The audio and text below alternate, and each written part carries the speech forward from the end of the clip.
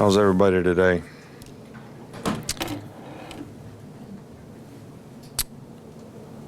You know, today was our first real practice in pads, and I've been very pleased with the progress that we made through the first 2 days in terms of, you know, a lot of learning going on, a lot of new players getting a lot of opportunity and getting a lot of repetitions. First day in pads, I think everybody goes out there with a lot of energy, and sometimes you just go a little bit flat. So when it comes to the mental part of it, and I think the attention to detail, the discipline, paying attention to detail even when you have pads on, rather than just being in shorts and helmets, when you're focused more on the mental part of it. So now what we need to do is be able to play physical, give the effort that we need to give, but also be able to have the discipline, you know, to execute, and don't go out there and just endure the practice, but actually every opportunity and every rep that we can do something that's going to help us get better as a team, every individual player out there, take advantage of it. And I think that's something that we got to do a little bit better job of in terms of us as a coaching staff, getting the players to do it, as well as the players demanding a little bit more of themselves and of each other. You know, I talk about player-to-player accountability all the time, and you know, that's something that we want to continue to try to, you know, emphasize with our players. You know, we'll practice on Thursday and have our meetings on Friday like we usually do, and then, you know, the players will be off for Easter weekend, and we'll get back going at it again next week.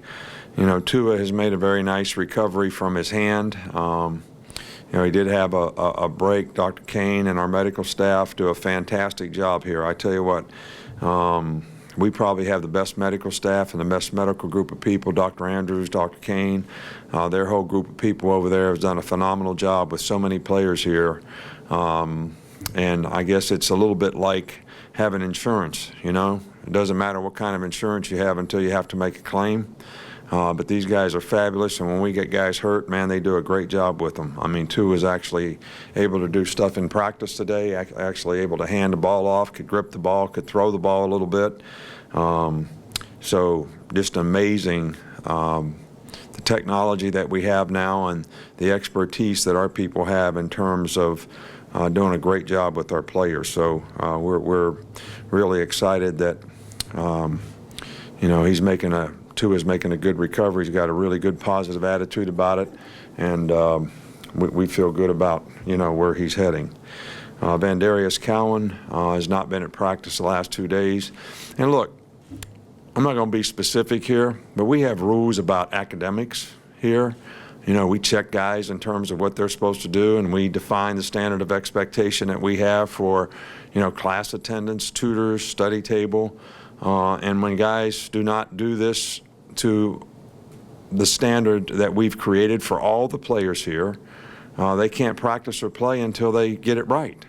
And that's basically what we're trying to do from an academic standpoint, which is what all the players come here to do.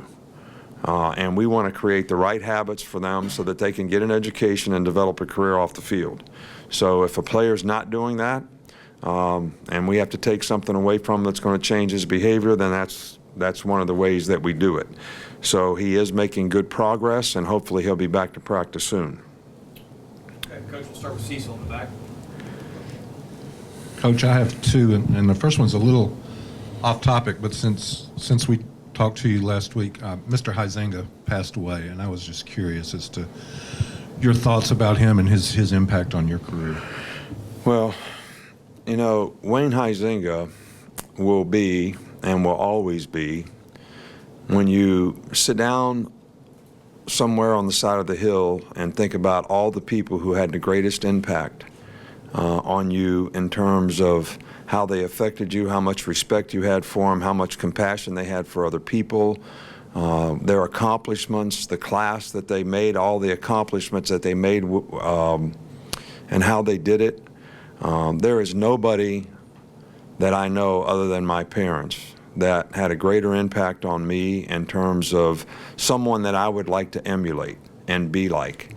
And I'm talking mostly about how he treated other people, the kind of character that he had, the kind of intelligence, the businessman that he was. I mean, I can't say enough things about Wayne Huizenga, and what a fantastic, successful, but classy man. I mean, the classiest man that you're ever going to meet. And, you know, our thoughts and prayers go out to his family, and he has a great family. And anybody that starts from basically scratch, because he started with very little and built 3 Fortune 500 companies, that kind of tells you what he's all about. But the way he did it, and the class that he had, and the way he treated other people, and the compassion that he had for other people was just phenomenal. And nobody that I know has treated my family better than he did, and I can't tell you how much we appreciate him.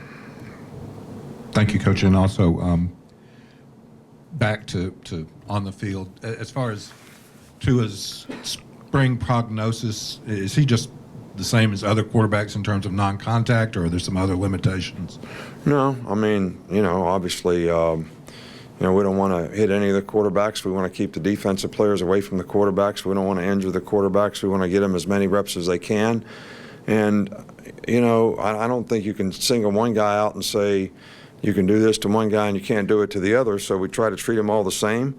I mean, obviously, he's got a bad hand, and we don't want anybody to be hit on his hand. But, you know, hopefully, in a very short period of time, he'll be able to get back in there, and soreness will go away. The swelling's down. He's getting his strength back. He's getting his grip back. So I don't think we have to make any special provisions for him in terms of how he practices and what he does relative to his pain tolerance. Back right with Charlie. How much have you seen Deontay Thompson progress, and how much did those playoff games last season kind of help him in preparing to take a bigger role this season? Well, I think that, you know, he played almost 2 full games of very big games and did a really, really good job. I think it helped his confidence a lot. I think he's a lot more confident in what he's supposed to do. He has a better understanding. Certainly has a lot of confidence that he can do it, because he did play very well for us in those 2 games. So, you know, we're excited about that. We don't have a lot of experience in the secondary right now, but I think those games that he played certainly gave him a level of confidence and experience that'll be very helpful to even helping the other guys play better. Here in the middle with Michael.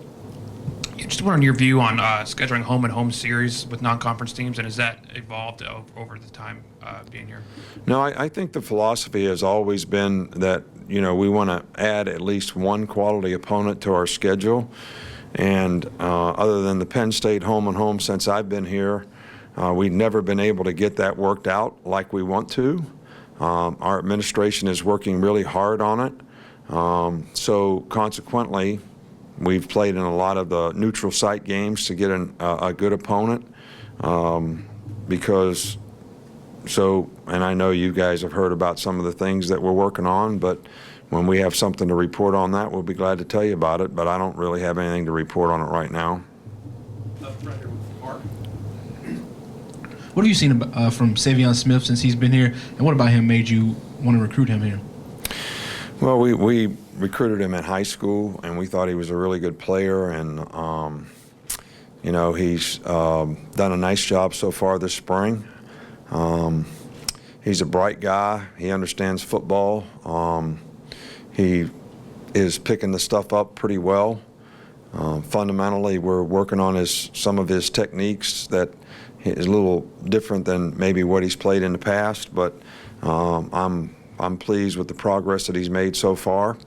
But we certainly want to continue to work with him, because there's a lot of things that we can improve, that he can improve on, and we can help him improve. And that's going to be the focus for the rest of the spring. Got time for a couple more. We'll start with Chris Walsh. Just to kind of stay on the secondary, when you have the kind of turnover that you had this year, does your approach at all change in the spring and when you go into the fall? I don't know what you mean by approach. You know, we always coach players whole part whole. You know, you kind of throw a bucket of whatever you want to call it up against the wall and see what sticks, and then fill the bucket up again and throw it up against it again, and eventually it all sticks. But, you know, to say because we don't have much experience, we're going to take things slow, not expose the players to the things they need to get exposed to, then next fall you're behind. You know, I think I'd rather do it the way we do it and expose them to the stuff and then decide if they don't have it, they can't get it, they're not ready to do it, don't do it, then not try to do it. So, but I've been pretty pleased with, we just don't have the numbers of guys that we need. You know, I think we only have 7 guys on scholarship, and we're working 2 offensive guys, some on defense, to try to have enough numbers. So maybe there's 8, I don't know, but you know, we certainly will welcome the new guys that we have coming in the fall, because those guys are going to have a role in terms of the depth that they add to our team. And you know, I kind of enjoy the challenge of working with, you know, players like this who don't have experience, that are eager and anxious to learn and are excited about trying to do things the right way. Last one up front with Tony.